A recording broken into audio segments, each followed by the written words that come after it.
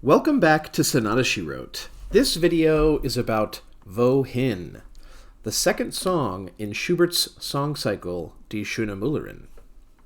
In this song, the miller asks, "Where next?" and gets his answer from a strange source. Similarly to the previous song, Das Wandern, Schubert is casting a spell with this music, which is both highly active, the rushing, babbling 16th notes, and yet essentially static. For several bars, the music barely progresses beyond its tonic pedal.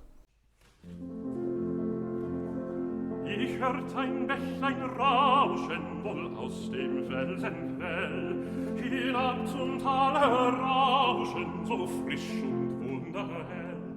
Ich weiß nicht. The miller's confident, if naive, purposefulness in Das Wandern has been banished by the simple question of the title, where next? Introspective and subdued, the miller hears a tiny brook in the distance, bubbling up from a Felsenquell, a German word meaning a rocky spring. But in this case, there's another layer. A spring's source is hidden underground. The origin of this tiny brook is unknown to us. The rushing and babbling 16th notes are a common representation of water, but Schubert breathes new life into them here. But in the next stanza, starting, "I know not what came over me, nor who prompted me," the music turns to minor before resuming its hypnotic major in bar 15, when the miller exclaims, "But I had to go down with my wanderer's staff." The music of the little brook becomes darker when the miller asks what has come over him, but returns to its joyous babbling when he acquiesces and goes to look for it. Ich weiß nicht, wie mir wurde, nicht wer den Rat mir gab. Ich musste auch hinunter mit meinem Wanderstab. Ich musste auch hinunter mit meinem Wanderstab. Hinunter und immer. The third stanza starts the B section of the song, beginning hinunter und immer weiter, or down and ever onward. The miller is now eerily singing in unison with the bass line, an ominous portent of what's to come. This youth is no longer held in sway by the rushing surface of the brook, but rather its depths. You can probably see from my analysis that I have chosen to label this section in E minor, but there was another option. In bar 39, you'll notice what might be labeled a perfect authentic cadence in D major. This occurs on text proclaiming the Bach to be brighter and clearer. But is the Bach, or brook, bright and clear?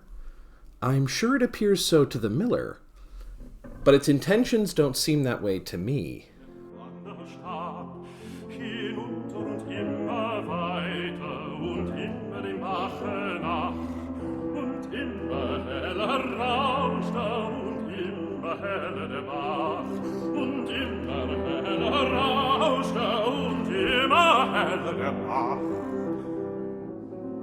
Ist das denn meine Straße? O Bächlein, sprich, wohin? Wohin, sprich, wohin? Du hast mit deinem Rauschen mir ganz berauscht den Sinn. Du hast mit deinem Rauschen mir ganz berauscht den Sinn. Was sag ich denn vom Rauschen? As the miller continues, saying, "Is this then my path? O brook, say where it leads with your babbling. You have quite befuddled my mind." The music returns to the darker E minor. Notice the alternating dominant and augmented sixth chords going back and forth as the miller asks, "Where? Where?" And finally, we come to a PAC in E minor. This seems the more important of the two options to me, both because the miller seems to realize how confused he's become by the brook, and because it is the end of the B section, giving it a bit more structural weight. As the A section returns, the miller says suddenly, "Why do I speak of babbling? There is no babbling. It is the water nymphs singing as they dance their round far below." I'd like to bring in another quote from Susan Youens, German lead scholar. The miller knows the Teutonic water myths of sirens on the Rhine, nixies and water sprites, their erotic allure and their covert threat of death in the depths. This is the first enticement to become one with nature, a romantic unity possible only in death. The word hinunter is an ominous foreshadowing. Einem Rauschen mir ganz berauschend Sinn. Was sag ich denn vom Rauschen? Das kann kein Rauschen sein. Es singen wohl die Nixen tief unten ihren Rhein. Es singen wohl die Nixen tief unten ihren Rhein. Lass singen, Gesell, lass rauschen und wandre fröhlich nach. Es gehen ja Mühlenräder in jedem klaren Bach.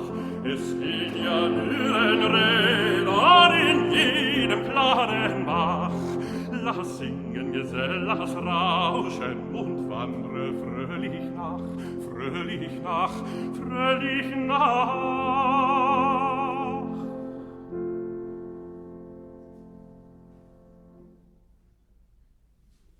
As dark as the music became, or rather, threatened to become, it returns to its original light and watery tone. Only one question remains. Is the final stanza uttered by the miller, or by the brook itself? Perhaps the miller sees a mill in the distance where he can seek employment, or perhaps the brook points him in this direction to keep him nearby. Either way, Schubert cleverly repeats the line, wandering ever after, fröhlich nach, ever after several times, again calling to mind the infinite, before the song comes to a close. This has been Sonata She Wrote, discussing Wohin. Up next, Halt! And yes, it does include the exclamation point. Fröhlich nach, fröhlich nach, fröhlich nach.